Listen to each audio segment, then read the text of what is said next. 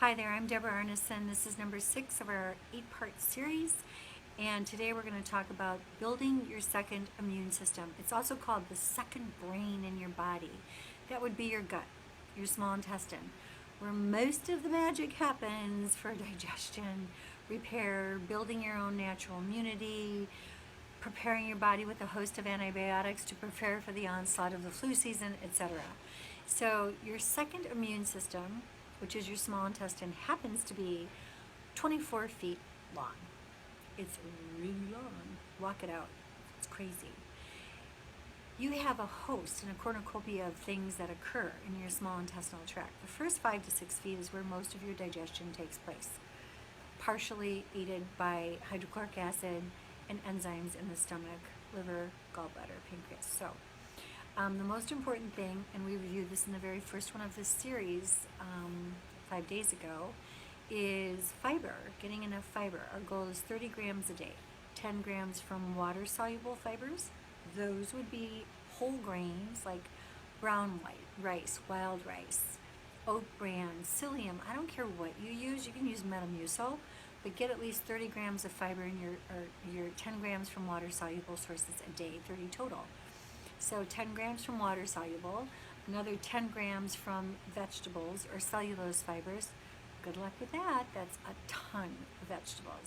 That's a minimum of 4 cups of vegetables a day. You're going to have bunny teeth by the end of the week. And then another 10 grams should come from pectin fibers or fruit fibers, which would be the skins on fruits and the seeds that you find in those fruits. So let's just talk really quickly about organic versus pesticide-laden products. Cancer is like at an all-time crazy, freaked out high in this country. Cancer is now affecting 1 out of 3 humans in America. People, it's crazy.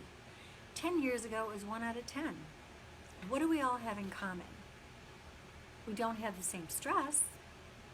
We have different husbands, different wives, different bosses, different jobs, kid problems. But you know what? We all have to eat and we all have to drink water and breathe air. So all 3 of those major contributors to cancer have been affected greatly. That is why you need to build your immune system from the gut inside out first. Healthy gut means a healthy body. End of story. So lose the pesticides where you can. Don't buy them. Look at organic. I mean, now you have warehouses of, Walmart and Costco providing a ton of organic. And it's worth the investment because you're looking at an insurance policy that insures your future, your children's future, your husband's future health versus going through the horror of cancer and cancer treatments and potential survival. So, Mediterranean diet, meat versus fish. Great video put together, I'd say probably 8 years ago by 2 doctors who were unbeknownst to one another until they bumped into each other at a conference, I think at Yale or Harvard or something. And they had been abroad. One was living in Thailand, one was living in China, and they were doing their own precocious studies on knives over forks, or forks over knives, I think it was called. So, meaning, do we need a knife and a fork, or can we eat the food without a knife and a fork? So meat populations or indigenous populations that were eating a lot of beef had a much higher rate of cancer, and they followed these tribes and these cultures and these people independently, one in Thailand, one in China, for over 40 years. And meat eaters had a greater percentage of cancer onset. So we're contaminating our poor oceans, but if you do cold water fish, you're in a safer place. They have a better ability, more capable ability to get rid of the toxins we're putting in their living environment. Cold water. Look it up. Easy enough. Eating enough or too little total calories. Most women starve. They diet without knowing they're dieting. They get down to 600, 700, 800 calories a day.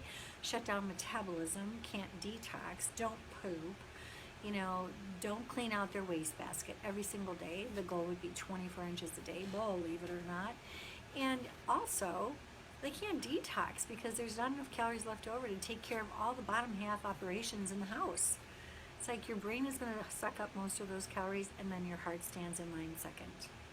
Because without those two, you don't live. You have to think of it like you're an orphanage keeper. You're the matron in the orphanage, and every little organ and system has their cup out, begging you for more fuel, hopefully clean, pure, unleaded fuel that will help them to orchestrate survival for you. And if you're not eating enough total calories, then you're in trouble. If you're curious about what enough is, go to the Planet Lean app. I mean, I did this amazing app.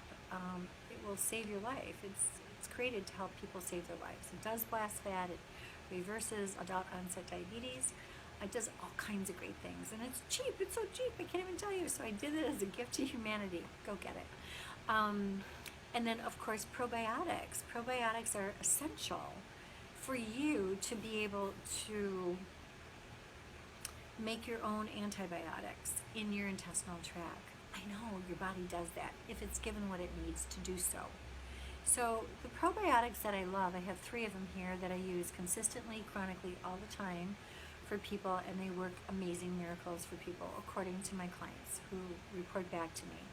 The first one is called Floromyces, and Floromyces is actually beyond a probiotic. This is made by Designs for Health, and they're a great company. They do pointed products that work specifically for health conditions. So people with Crohn's disease, IBS, etc., need to use Floromyces because it actually grows the villi back from ground zero in the intestinal tract, the small intestine, to provide your body with that natural villi brush border that protects you from insult, injury, chemicals, viruses, bacteria, etc. Most of us have a very disrupted brush border, and therefore we're quite toxic.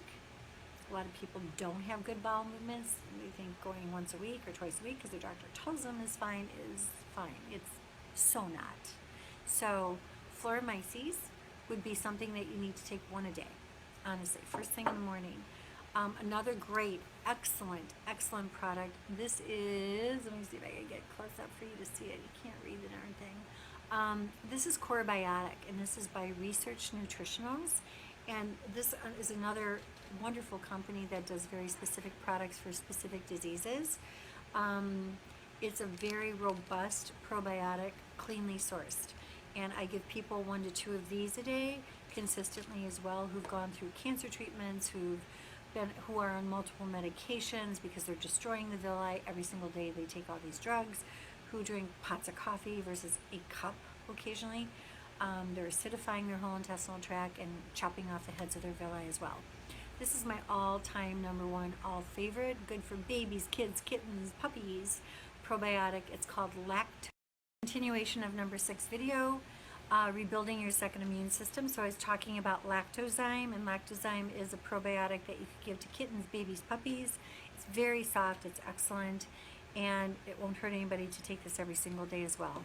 So hopefully that's a helpful number of tools that you can put into your toolkit to help you rebuild your second immune system, which is the second brain. By the way, when you roll your small intestine up, it looks just like the brain in your skull.